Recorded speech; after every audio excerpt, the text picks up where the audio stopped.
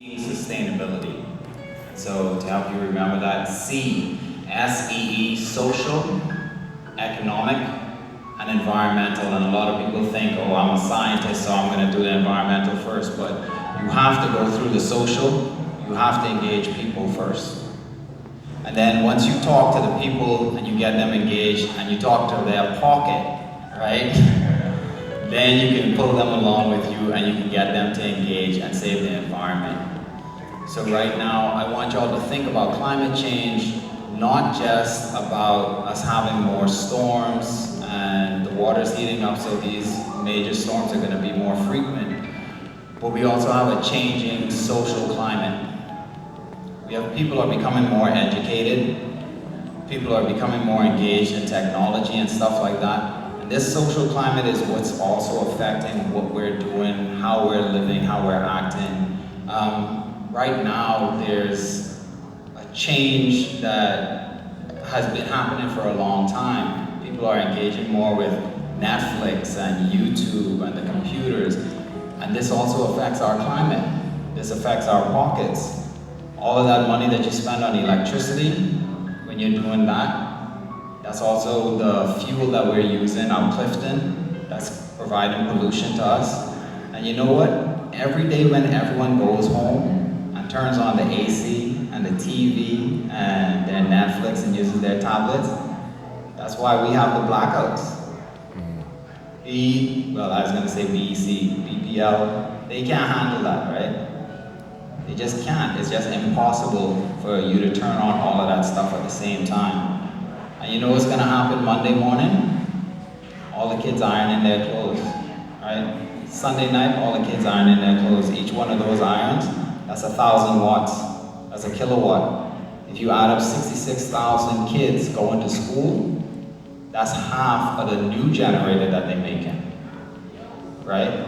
So think about that. Half of a generator is dedicated to people rubbing a hot piece of metal on a piece of cloth so that someone else can say they're clean or they look tidy or they're smarter, right? But that doesn't contribute to your education. But if you start informing people that, hey, this is a dumb thing that we're doing based on someone else's culture, someone else's location, where they have fuel and they have oil resources, and they have the refineries and they have nuclear energy, that's appropriate for them. That's not appropriate for us. That's not appropriate for us as Bahamians, right? And we're in a different economic climate. Right now, Bahamians, we're affluent as far as the rest of the Caribbean is concerned. But after Dorian, we just lost 30% of our GDP. Grand Bahama and Abaco, they're not producing for us anymore, right? So now we're in a different economic climate than we were just a month ago. And so we have to consider how are we using our resources and what are we spending it on, right? So when you go home today, turn on the fan instead of the AC, right? Right? Yes. Turn on the fan, open Yes. the window, right? Or just everybody go and just stand on the line inside some restaurant or something. They already got the AC on. You don't have to turn on the AC on at your home. You don't even have to buy them. Just stand at the line. You can soak up some AC there. But at the end of the day, all Great these little idea. choices, they're gonna affect the climate of our country in the future. And we're a tiny little country, so we're not gonna be affecting global climate change, but we could affect the weather here. We could affect the economic climate here, and we can affect the social climate here. Y'all all came out to support Ranfley Homes for Children. Y'all came out to support our students here.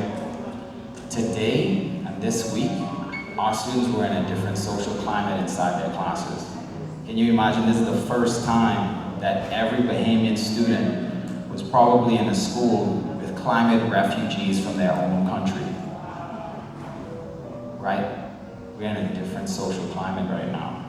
And so also I want each of you, when you go home, talk to the young people that you know, and talk to them about being considerate with their words, with their actions, and how they treat the people in their classes, and how they talk about people who came from those islands. Whatever they look like, however they're behaving, those people need love, right?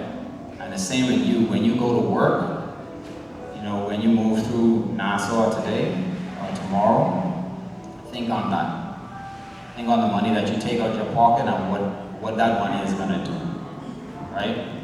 So I'm just sharing with you all tonight. These are my views on how the climate is changing and how we can really think on it and change our actions so that we can change our climate one piece at a time.